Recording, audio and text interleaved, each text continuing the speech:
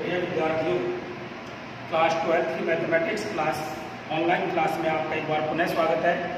हम यूनिट 3 पढ़ रहे हैं, जिसमें आपको आयु के बारे में जानकारी दी गई थी पिछले वीडियो में और एक्सरसाइज 3.1 हमने पढ़ी थी, जिसके 6 क्वेश्चन हल किए थे। आज आपको 7वां प्रश्न हल करना है कि यदि ये आयु के लिए a + b 2 7 ab - 3 4 बराबर 6 2 7 8 - 3 4 है, तो आपको a और b का मान निकालना है। देखिए, दो आव्यूहों के बीच में बराबर का निशान है, इसलिए हम क्या करेंगे विद्यार्थियों कि दोनों आव्यूहों की कोटि जांच करेंगे।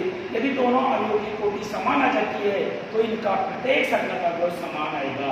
तो आप दोनों आव्यूहों की कोटि के लिए इनको चेक करेंगे। देखिए, पंक्ति चेक करो। पहले आव्यूह 1 2 3 को पंक्ति है गुणा 1 2 स्तंभ है, तो इसकी कोटि हो गई 3 गुणा 2। इस पर आ जाएंगे 1 2 3 तो पंक्ति हो गई, 1 2 स्तंभ हो गया 3 गुणा 2, यानी हमें दी गई दोनों आव्यूहों की कोटियां समान है, अतः इनके संगत अवयव बराबर होंगे। अतः दोनों आव्यूहों की कोटियां समान हैं,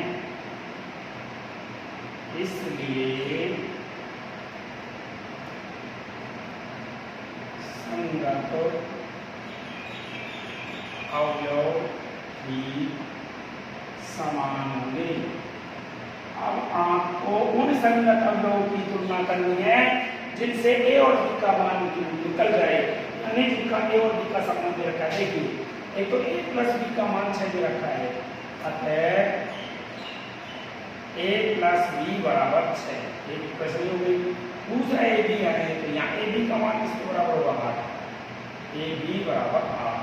ये आपके दो समीकरण है a और b में, किसी से भी आप एक मान निकाल के दूसरे सवाल में रख देंगे। हम समीकरण 1 से a का मान निकाल देते हैं। a बराबर हो जाएगा 6 - b को समीकरण 2 में रखने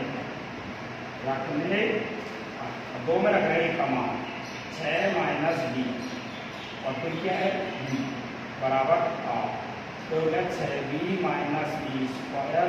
+ 8 को करने -8 बराबर माइनस से गुणा कर दो दोनों तरफ और सिस्टम से कमा दो b² - 6b + 8 बराबर 0। ये एक हमारा द्विघात समीकरण आ गया। द्विघात समीकरण हमने 9वीं 10वीं क्लास में हल किए हैं, तो इसको हम गुणनखंड विधि से हल कर लेते हैं। बाह्य पदों का गुणा आ रहा है 8b², मध्य पद है -6b।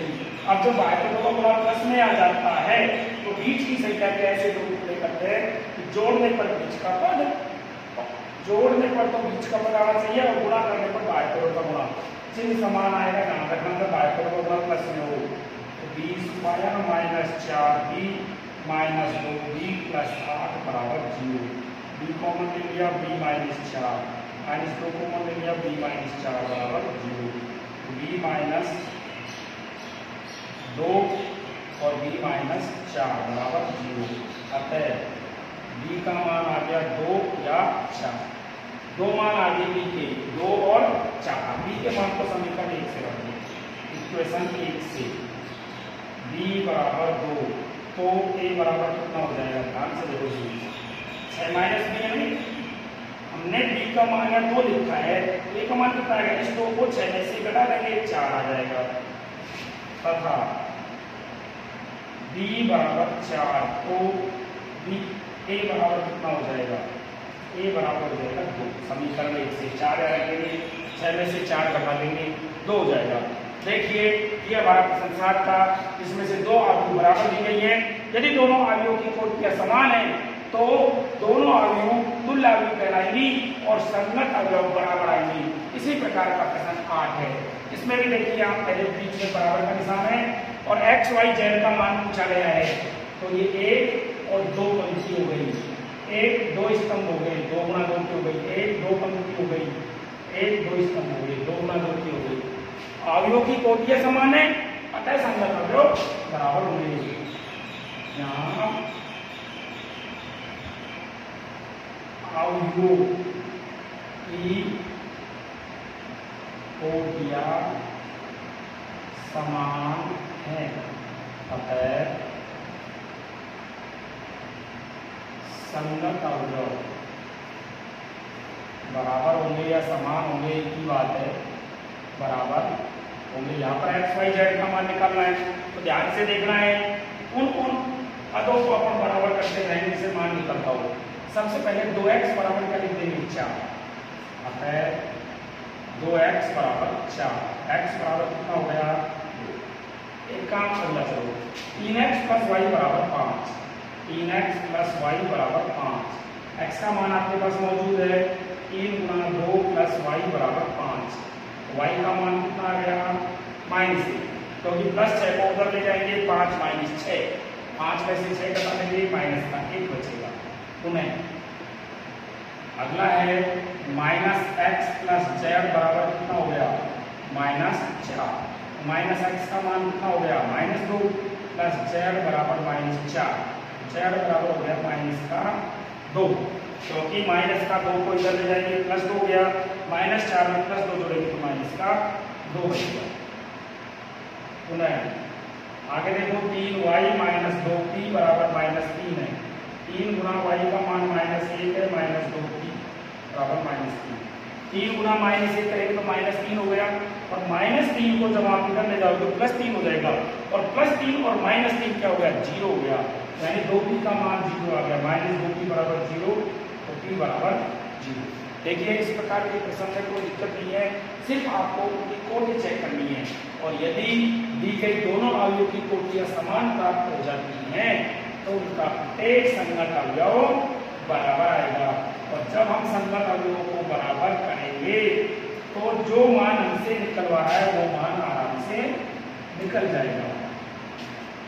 इसी में देखिए अगला प्रश्न है हमारा प्रश्न संख्या 9, जो लास्ट प्रश्न है 3.1 का क्वेश्चन नंबर 9 को देखिए क्या दिया गया है, ए बी सी के किन मानों के लिए ए और बी अवयव समान अवयव है।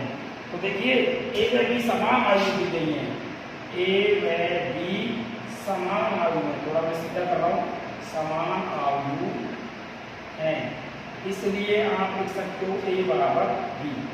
फैसल को एक बार दोबारा से पढ़ लीजिए, हमें दिया गया है कि ए बी सी के किन मानों के लिए स्मॉल ए बी सी का मान निकालना है, ए बी सी के किन मानों के लिए अवयव ए और अवयव बी बराबर है, तो अवयव ए और अवयव बी बराबर है और ए बी सी का मान निकालना है, अवयव ए और बी को बराबर कर दें। ए अवयव का मान है आपके पास ए माइनस 2 3 और 2 सी, ए माइनस 2 3 और 2 सी, 12 सी बी प्लस 2 और बी सी बराबर, बी अवयव आपके पास है बी सी और 6, बी सी और 6 बी ए और 3 बी, 6 बी ए और 3 बी। तो ये विद्यार्थियों सबसे पहले एक बार यहाँ पर व्याकरण देख लीजिए, एक पंक्ति दूसरी पंक्ति, 2 पंक्ति हैं 3 स्तंभ है, 2 पंक्ति हैं 3 स्तंभ है, दोनों अवयवों का क्रम समान है, समान अवयव होगी, वैसे भी प्रश्न में दे रखी है समान अवयव है, तो इसलिए अपन डायरेक्ट लिखेंगे, इसलिए संगत अवयव समान होंगे, संगत अवयव चाहे पूरा ही लिखे कोई बात नहीं, दोनों अवयव समान है, अतः संगत अवयव बराबर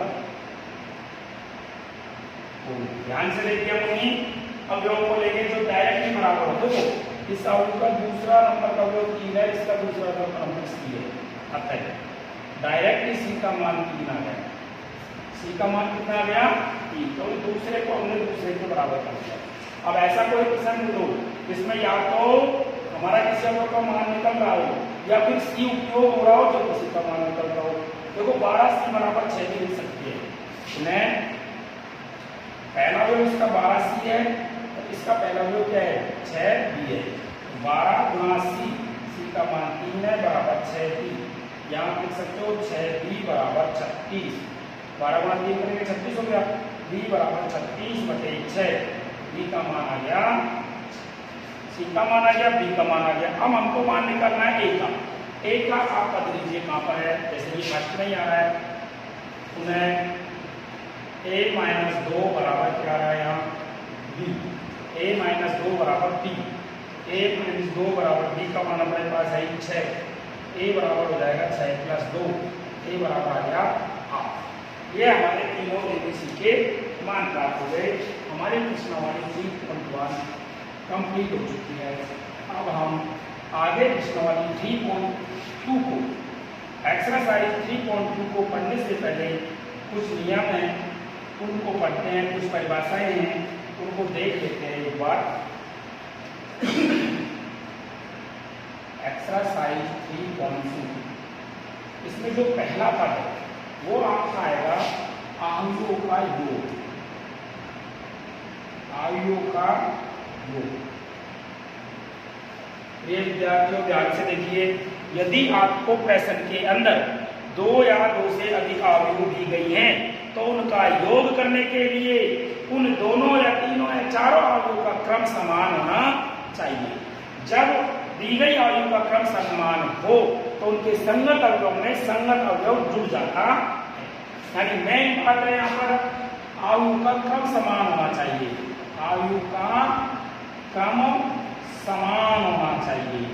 जैसे मैं आपको बता देता हूँ, a आयु है आपकी 3 2 1 4, b आयु आपकी है 2 - 1 4 5। ये b आयु बनी। a आयु को आप देखिए, एक पंक्ति 2 पंक्ति, एक स्तंभ 2 स्तंभ, 2/2, और ये भी 2/2। दोनों आयु का क्रम समान है। जब क्रम समान है तो आप इन दोनों आयुओं का क्या कर सकते हो, योग कर सकते हो। योग कैसे करेंगे, a + b 3 2 1 4 प्लस 2 - 1 4 5। अब इनको जोड़ने के लिए संगत अवयव में संगत अवयव देगा 3 + 2 3 + 2 2 + -1 2 + -1 1 + 4 1 + 4 4 + 5 4 + 5। ये हमारा जोड़ हो गया। ये हो गया 5, 2 में से 1 घट जाएगा तो क्या बचेगा 1 1 + 4 कितना हो गया 5, और 5 + 4 कितना हो गया। यानी कि कोई भी 2 आयुओं का योग करने के लिए उन आयुओं का क्रम समान होना चाहिए, और योग करने पर जो आयु आती है वो भी उसी क्रम की प्राप्त होगी। ये हमारे 2 आयुओं का योग है। इसके बाद में हमारा अगला टॉपिक है आयुओं का गुणन, वो व्यवकलन यानी कि घटाना। आयुओं का व्यवकलन, व्यवकलन को आप बाकी लिख सकते हो, घटाना लिख सकते हो। अब इसका भी क्रम देखिए, जो जोड़ का है वो ही बाकी का है। ध्यान से समझना कि 2 आयुओं का यदि क्रम समान है तो हम दोनों आयुओं को घटा सकते हैं। घटाने में ध्यान रखना, पहली आयु में से दूसरी आयु घटाते हैं, पहली आयु में से दूसरी आयु घटाते हैं, और घटाने के लिए संगत अवयव में से संगत अवयव ही घटता है।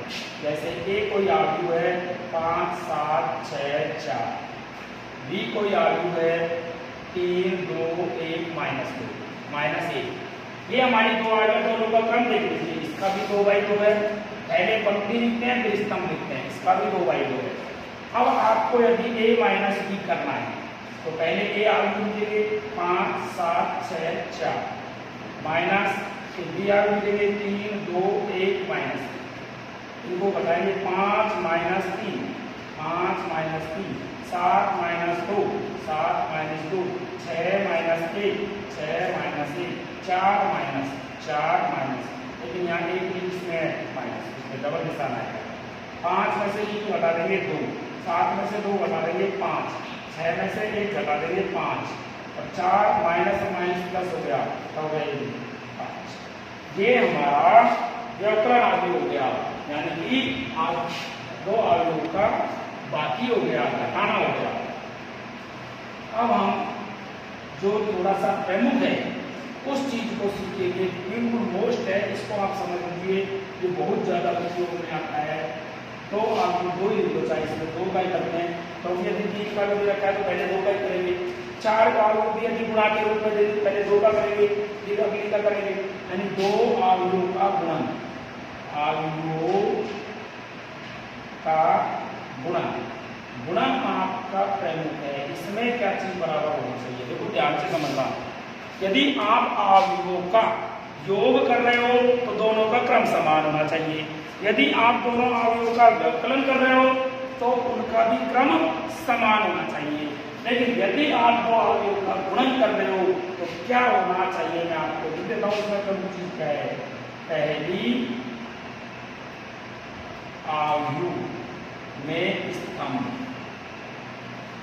बराबर दूसरी अवयव में पंक्ति। ध्यान से समझ लीजिए, पहली अवयव में जितने स्तंभ होंगे दूसरी अवयव में उतनी क्या होनी चाहिए, पंक्तियां होनी चाहिए। ये बात का आप विशेष ध्यान रखना।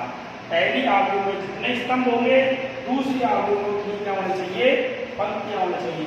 यदि एक बात और याद रखना, यदि दी गई दोनों अवयवों का क्रम समान है फिर तो आपको जांच करने की जरूरत नहीं है, क्योंकि स्तंभ दोनों की पंक्ति बराबर है, क्योंकि उनमें तो सब चीज ही बराबर आई है, तो आपको उसमें जांच करने की जरूरत नहीं है। इसमें जांच करने की जरूरत नहीं है जब दोनों अवयवों का क्रम समान आ जाए। ध्यान रखने की बात है, जब दोनों अवयवों का क्रम समान आ जाए तो आपको उनमें स्तंभ और पंक्ति जांच करने की जरूरत नहीं है।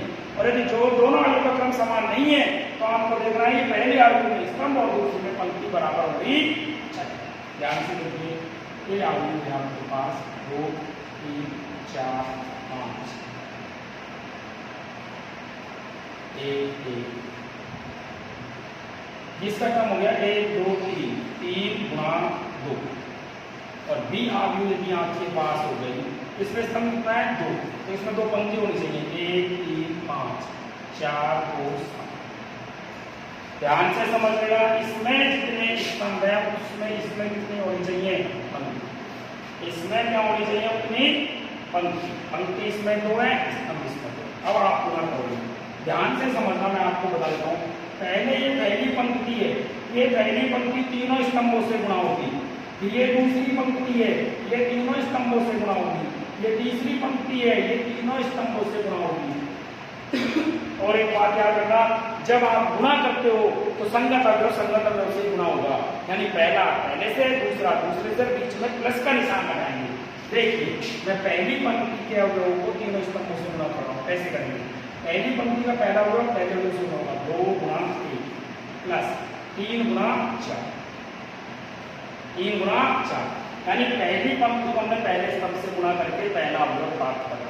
अब इसकी जगह भी यही है, पहली पंक्ति पहला अवयव। अब आप चलोगे पहली पंक्ति का दूसरा अवयव, हमारे नियम के अनुसार पहली पंक्ति का दूसरा अवयव कहाँ आता है, यहाँ आता है, यहाँ लिखेंगे 2 गुणा 3 प्लस 3 गुणा 2, ये पहली पंक्ति का दूसरा अवयव। अब चलोगे पहली पंक्ति के तीसरे अवयव पर, 2 गुणा 5 प्लस 3 गुणा 7। पहली पंक्ति को हम तीनों स्तंभों से गुणा कर चुके, तो पहली पंक्ति के तीनों अवयव प्राप्त हो गए। अब आइए आप दूसरी पंक्ति पर, इसी प्रकार से दूसरी पंक्ति को भी आप तीनों स्तंभों से गुणा करके उनके पीछे जमा देंगे। ध्यान से देखना, 4 गुणा 1 करेंगे, 4 गुणा 1 प्लस 5 गुणा 4 करेंगे, 4 गुणा 3 करेंगे, 5 गुणा 2 करेंगे, 4 गुणा 5 करेंगे, 5 गुणा 7 करेंगे।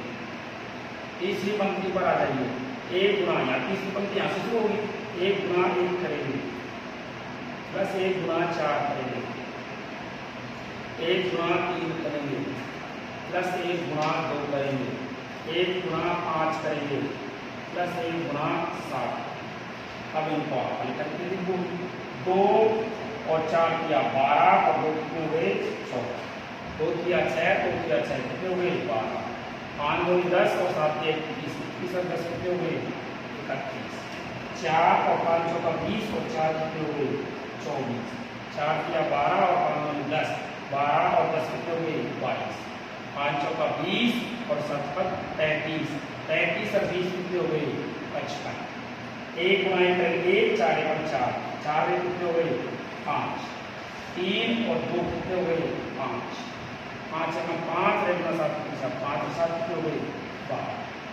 ये हमारी गुणन है। अवयव क्या है गुणन। देखिए ध्यान से देखना, दोबारा मैं आपको पुनः बता रहा हूं कि कभी भी आपको दो अवयवों का गुणा करना हो, यदि दोनों अवयवों का क्रम समान दिया गया है, दोनों अवयवों का क्या समान दिया गया है, क्रम समान दिया गया है, तो आपको उनमें ये चेक करने की जरूरत ही नहीं है। यदि दोनों अवयवों का क्रम समान नहीं है तो पहले अवयव में जितने स्तंभ होंगे दूसरे अवयव में उतनी पंक्ति होना जरूरी है। और इस प्रकार से हम गुणा कर देंगे। पहली पंक्ति को सभी स्तंभों से गुणा करना अलग अलग संख्या अवयवों से, दूसरी पंक्ति को फिर अलग अलग, तीसरी को फिर अलग। ये दो अवयवों का गुणन हो गया, ये दो अवयवों का क्या हो गया गुणन। इसके बाद में मैं एक टॉपिक और पढ़ाता हूं आपको, परिवर्त अवयव। परिवर्त अवयव जिसको आप बोलोगे ट्रांसपोज मैट्रिक्स, यानी मैट्रिक्स ऑफ ट्रांसपोज। परिवर्त अवयव, परिवर्त अवयव। देखो सिंपल मेथड है, लिखने की जरूरत नहीं है, वैसे बता देता हूं। आपको किसी भी क्रम की अवयव दी गई है, आपको किसी भी क्रम की अवयव दी गई है और उस अवयव के सभी पंक्तियों को आप सभी स्तंभों में बदल दें या सभी स्तंभों को सभी पंक्तियों में बदल दें, तो वह परिवर्त अवयव कहलाती है। जैसे एक कोई अवयव आपके पास है 3 2 5 1 4 6 2 -1 5, ये आपके पास एक अवयव है। यदि आपको एक ट्रांसपोज निकालना है 80, आप एक ट्रांसपोज को 80 लिख सकते हो, एक डैश लिख सकते हो। ये ट्रांसपोज लिखने का सिस्टम है। अब देखिए मैं आपको पंक्ति बदल दो, आप चाहे स्तंभ बदल दो। पंक्ति बदलोगे तब भी वही बात है, स्तंभ बदलोगे तो भी वही बात है। जैसे हमारी पहली पंक्ति है 3 2 5, इसको आप स्तंभ बदलिए 3 2 5, यानी पहली पंक्ति को हमने पहला क्या बना दिया, दूसरी पंक्ति क्या है 1 4 6 1 4 6, दूसरी पंक्ति को हमने दूसरा क्या बना दिया। अब आता तीसरी पंक्ति में 2 -1 5 2 -1 5, दूसरी पंक्ति को हमने क्या बना दिया दूसरा स्तंभ। प्रिय विद्यार्थियों एक बार पुनः बता रहा हूं कि परिवर्त अवयव यानी ट्रांसपोज अवयव के लिए क्या करना है, दी गई अवयव के प्रत्येक पंक्ति को आप स्तंभ में बदल दो, चाहे स्तंभों को पंक्तियों में बदल दो। एक काम करना है, दोनों मत कर देना, नहीं तो हो जाएगा। ठीक है, ये आपके हो गए परिवर्त अवयव। इसके बाद में मैं आपको बताता हूं सममित अवयव। क्या पढ़ेंगे अपन, सममित अवयव। एक पॉइंट और रह गया, किसी अवयव को अदिश राशि से गुणा करना, अदिश राशि से गुणा करना। जैसे आपके पास ध्यान से समझना, एक अवयव है ए में 2 3 -1 4, ये एक अवयव है। आपको मान निकालना है 3 का, तो ए जो अवयव है उससे अदिश राशि 3 गुणा हो रही है। ए अवयव से अदिश राशि क्या गुणा हो रही है 3, तो आप इसको लिखोगे 3 और 2 3 -1 4। अब इसका ध्यान से समझ लीजिए, यदि आपके प्रश्न में अदिश राशि है तो अदिश राशि का एक नियम होता है कि अदिश राशि को हम अवयव के प्रत्येक अवयव से गुणा करते हैं। अवयव में ध्यान रखना, जो भी अदिश राशि आ जाए उस अदिश राशि को अवयव के प्रत्येक अवयव से गुणा करना होता है। तो 3 गुणा 2 करेंगे कितना हो गया 6, 3 गुणा 3 करेंगे कितना हो गया 9, 3 गुणा -1 करेंगे -3, 3 गुणा 4 करेंगे कितना हो गया 12। एक बात और स्पष्ट हो गई इससे, ध्यान से देखिए, यदि किसी अवयव में से आपको कॉमन लेना है तो ध्यान से समझना कि कॉमन लेने के लिए आप प्रत्येक अवयव में से कॉमन लोगे। प्रत्येक अवयव में से जो कॉमन आएगा तो उससे आप चाहे प्रत्येक अवयव गुणा कर दो, बात बराबर है। ये क्या हो गई, किसी अवयव को अदिश राशि से गुणा करना। अब अगला पॉइंट पढ़ेंगे हम सममित अवयव। क्या पढ़ेंगे, सममित अवयव। सममित आयु। इसके लिए थोड़ा सा बात ध्यान रखनी है, आपसे क्वेश्चन में चेक करवा सकता है कि सिद्ध कीजिए दी गई आयु सममित आयु है या नहीं। तो सममित आयु के लिए ध्यान रखना ए का ट्रांसपोज बराबर ए होना चाहिए। सममित आयु के लिए क्या होना चाहिए, दी गई आयु और उसका ट्रांसपोज दोनों बराबर आने चाहिए। अब पढ़ेंगे विषम सममित आयु। विषम सममित आयु, ध्यान से देखो, विषम सममित आयु के लिए ए का ट्रांसपोज उसी आयु के ऋणात्मक मान के बराबर होना चाहिए, ऋणात्मक आयु के बराबर होना चाहिए। दोबारा देखिए, विषम सममित आयु क्या है कि दी गई आयु का ऋणात्मक, यानी दी गई आयु को यदि माइनस के बराबर कर दो, माइनस से गुणा कर दो, दी गई आयु को यदि माइनस से गुणा कर दो और उस आयु का ट्रांसपोज दोनों बराबर आ जाए, ए का ट्रांसपोज बराबर माइनस से प्राप्त हो जाए, ए का ट्रांसपोज बराबर माइनस से प्राप्त हो जाता है, तो वह विषम सममित आयु प्राप्त होती है। अब है सममित और विषम सममित आयु के योगफल के रूप में किसी वर्ग में सममित और विषम सममित, विषम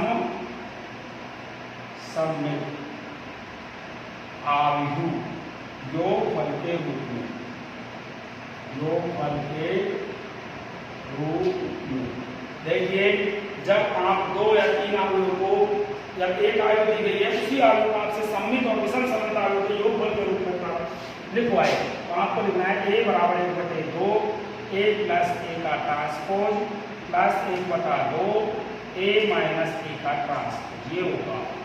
ये सममित आयु, ये विषमित आयु, दोनों का योग करेंगे तो a आना चाहिए। क्या आना चाहिए, किसी प्रश्न में आपसे सिद्ध नहीं करवाएगा कि दी गई आयु को सिद्ध कीजिए या दी गई आयु को सममित और विषम सममित आयु के योगफल के रूप में व्यक्त करो। क्या सिद्ध करवाएगा आपसे कि दी गई आयु को सममित और विषम सममित आयु के योगफल के रूप में व्यक्त करो, तो आपको लिखना है a बराबर 1/2 a प्लस a का transpose plus 1/2 a minus a का ट्रांसपोज। एक बात और याद रखना, यदि आप इनका मान डायरेक्टली नहीं निकाल सकते तो एक काम कर सकते हैं, a बराबर इस पूरी राशि को आप p मान सकते हैं प्लस इस पूरी राशि को, इस पूरी को हमने p मान लिया, इस पूरी को हमने अलग से q मान लिया। ऐसे करके भी आप इसको हल कर सकते हैं। ये आपकी हो गई सममित और विषम सममित आयु के योगफल के रूप में किसी आयु को लिखना। इसके कुछ एक दो पॉइंट और है पूर्णतः, उसको मैं आपको बता देता हूं। देखो ध्यान से देखना, a प्लस, देखो a प्लस a का ट्रांसपोज सममित आयु होता है, सममित आयु क्या है, a प्लस a का ट्रांसपोज क्या होता है, सममित आयु, और a माइनस a का ट्रांसपोज विषम सममित आयु है, विषम सममित आयु है। a माइनस a का ट्रांसपोज क्या होता है, विषम सममित आयु है, और जो आपसे चेक भी करवाएगा, बहुत से प्रश्नों में पूछेगा भी। अब अगला है a गुणा a का ट्रांसपोज तथा a का ट्रांसपोज गुणा a का ट्रांसपोज a तथा a का ट्रांसपोज सममित आयु। कैसी आयु है, सममित आयु है। एक और बात ध्यान रखना, a का ट्रांसपोज का यदि आप ट्रांसपोज करोगे तो मूल आयु प्राप्त हो जाती, ध्यान से समझिए, a का ट्रांसपोज यदि आप ट्रांसपोज करोगे तो मूल राशि प्राप्त हो जाती है। एक आयु और है जो अभी रह गई है हमारी, वो है शून्य के भाजक। मैं आपको बता देता हूं शून्य के भाजक क्या है। शून्य के भाजक, इसमें दो अशून्य आयुओं का गुणा शून्य आयु प्राप्त हो, शून्य आयु प्राप्त हो तो वे शून्य के भाजक कहलाते। प्रिय विद्यार्थियों ध्यान से देखना, दो आपको ऐसी आयु दी गई जो अशून्य है। अशून्य आयु का मतलब होता है कि किसी भी आयु का प्रत्येक अवयव शून्य नहीं है। देखो दोबारा बता देते हैं, शून्य आयु होती है वह आयु जिसका प्रत्येक अवयव शून्य हो, शून्य आयु कहलाती है। और अशून्य अवयव है अवयव कहलाएगी जिसका सभी अवयव शून्य नहीं हो, जिसके सभी अवयव शून्य नहीं हो। जैसे मैं आपको उदाहरण दे देता हूं, ए का मान है 1 1 3 3, बी का मान है, इसमें सभी अवयव शून्य नहीं है, बी का मान है -1 1 और 1 -1, ये आपके पास बी का मान हो गया। अब आप इनका गुणा करोगे, दो अशून्य अवयवों का गुणा शून्य अवयव प्राप्त हो तो वे शून्य के भाजक कहलाएंगे। यदि आप ए भी कर देते हो तो 1 1 3 3, इसको करने से देखिए आपके तो गुणा एक बार पुनः समझ और आ जाएगा। गुणा कैसे करेंगे, ध्यान से देखो, ऐसे निशान भी लगा सकते हो आप, क्योंकि इधर से पंक्ति के रूप में चलते हैं, इधर से स्तंभ के रूप में चलते हैं। पहली पंक्ति को पहले स्तंभ से गुणा करेंगे, फिर दूसरे स्तंभ से गुणा करेंगे। 1 गुणा -1 करेंगे तो डायरेक्ट -1 लिख दिया, 1 गुणा +1 करेंगे तो +1 लिख दिया, अब 1 गुणा +1 करेंगे तो +1 लिख दिया, 1 गुणा -1 करेंगे तो -1 हो गया, 3 गुणा -1 करेंगे तो -3 हो गया, 3 गुणा +1 हो गया तो +3 हो गया, 3 गुणा 1 करेंगे तो 3 हो गया, 3 गुणा -1 करेंगे तो -3 हो गया। ये आपके पास तो गुणा हो गया होगा। -1 का +1 0, 1 में 1 घटाएंगे 0, -3 में +3 0, 3 3 0। ये एक शून्य अवयव प्राप्त हुए जिसको आप शून्य भी लिख सकते हो। तो ये जो अवयव है ये शून्य के भाजक कहलाती। अब आपके जो छोटे से नियम थे ना वो मैंने आपको पूरे करवा दिए हैं। अब हम एक्सरसाइज 2.3.2 को हल करें। एक्सरसाइज 3.2, ध्यान से देखिए, एक्सरसाइज 3.2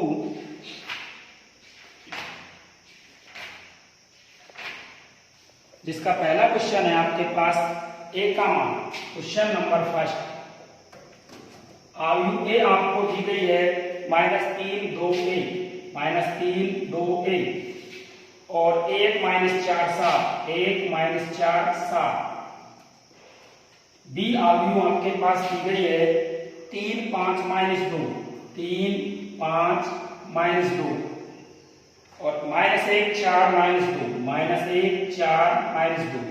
प्रश्न हमसे क्या कह रहा है कि a + b और a - b ज्ञात कीजिए, यानी जोड़ और बाकी दोनों।